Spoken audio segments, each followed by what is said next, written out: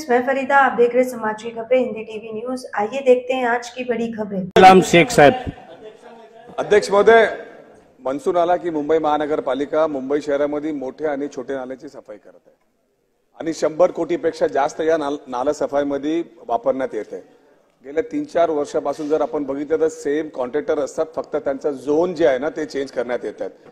मुंबई शहरामध्ये आता पाऊस चालू होऊन 15 दिवस पण नाही झाले आणि अख्खे सगळे ठिकाणी जे आहेत ते नाले भरलेले आहेत।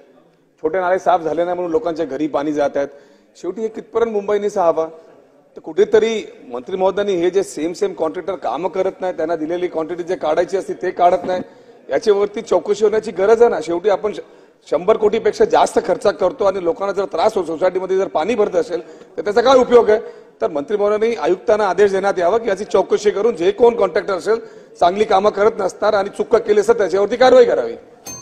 क्या आपका एनजीओ है और काम करने के लिए डोनेशन चाहिए, लेकिन 1280G सर्टिफिकेट नहीं होने की वजह से डोनेशन नहीं मिल पा रहा है, तो आप RTI SKK एजेंसी से संपर्क करें। RTI SKK एजेंसी से संपर्क करके 1280G सर्टिफिकेट बनवा सकते हैं। उठाए फोन और लगाएं कॉल